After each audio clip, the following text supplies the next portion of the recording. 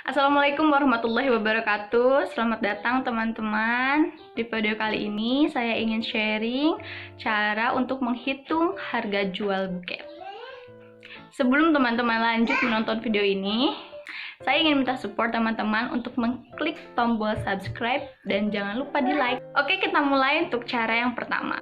Langkah yang pertama yaitu kita menghitung modal terlebih dahulu.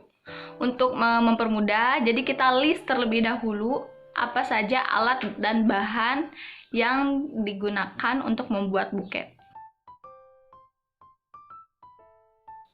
Langkah yang selanjutnya yaitu kita tulis daftar harganya.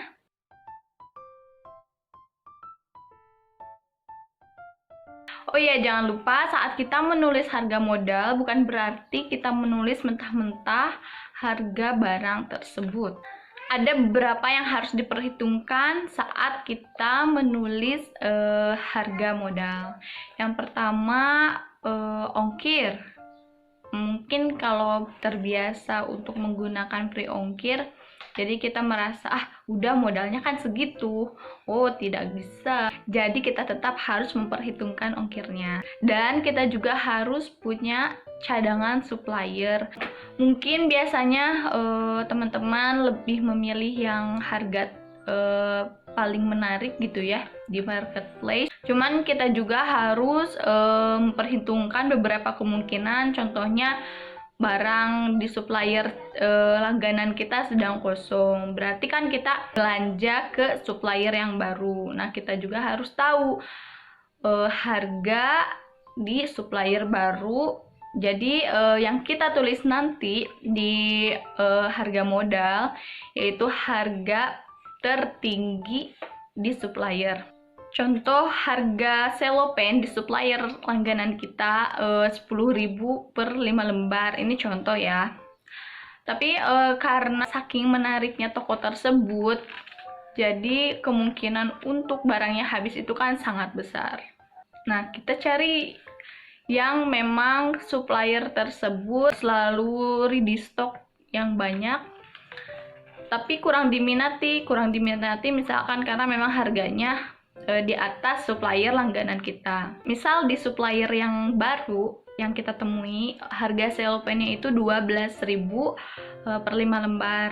Nah, nanti yang kita pertimbangkan untuk tulis harga modalnya jadi yang 12.000 dan ditambah ongkir.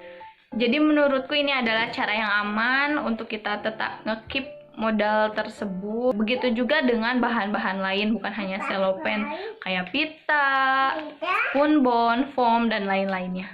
Kemudian kenapa di list alat dan bahan ada invest lem tembak? Kita bukannya mau terlalu perhitungan, tapi kita serealistis mungkin.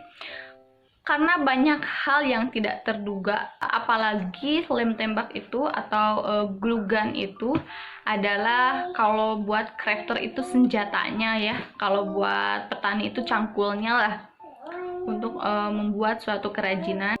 Karena akan sangat sering digunakan, maka kemungkinan untuk rusaknya juga sangat besar. Mungkin saya juga sampai saat ini udah ganti 5-6 kali lem tembak ya karena rusak. Dan alhamdulillahnya saya sekarang sudah menemukan lem tembak yang agak awet yang sudah saya buat videonya. Nanti saya sertakan link videonya di description box.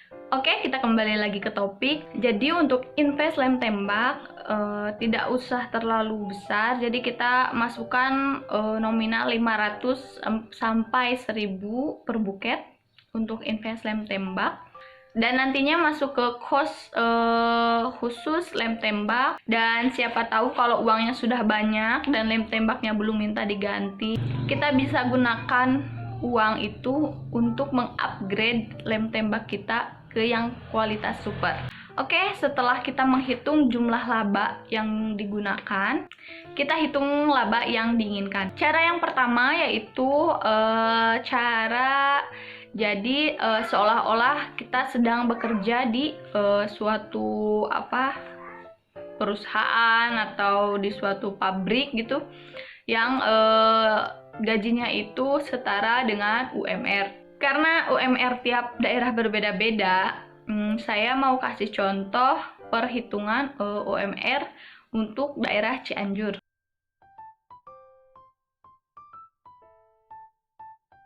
Lalu cara yang kedua yaitu menentukan sendiri laba yang diinginkan. Contoh misalkan jasa saya jasa atau laba saya mau saya hargain 10.000 atau 20.000 per buket gitu. Jadi nanti harga jualnya itu harga modal ditambah laba yang diinginkan. Jadi itu tanpa perhitungan khusus, jadi itu mah suka-suka aja gitu ya. Lalu ada cara yang ketiga yaitu modal dikali 2 sama dengan harga jual. Jadi misalkan contoh modal harga buket uang itu contoh 35.000 gitu ya. Jadi nanti harga jualnya menjadi 70.000. Cara yang keempat yaitu jumlah modal ditambah jasa yang ditetapkan ditambah lagi 50% dari modal. Biasanya ada orang yang ingin membedakan antara jasa dan laba. Jasa aja, berarti kalau jasa yang bisa nantinya saat sudah laku uangnya itu bisa dipakai untuk saat ini misalkan gitu ya. Nah, yang 50% dari modal itu biasanya digunakan untuk tabungan seperti itu. Menurut saya semua 4 cara di atas sah-sah saja. Bagaimana tergantung setiap orangnya, karena kan tiap orang juga mempunyai prinsip masing-masing ya.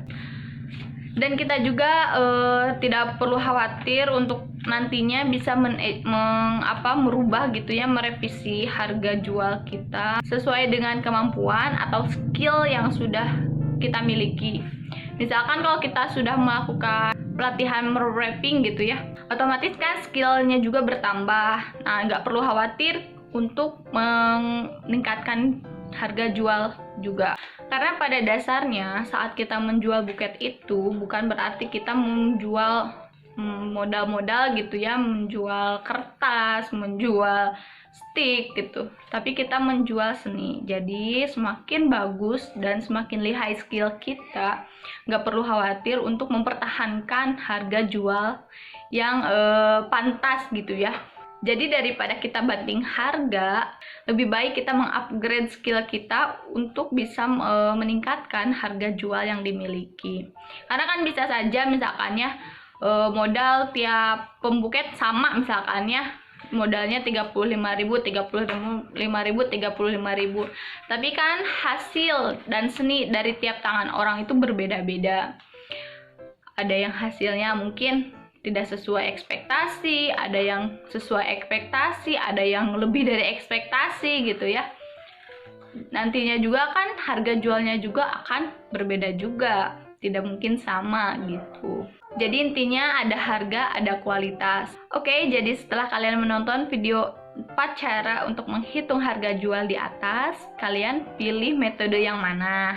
Atau teman-teman punya cara lain untuk menghitung harga jual, bisa tulis di kolom komentar di bawah ini ya.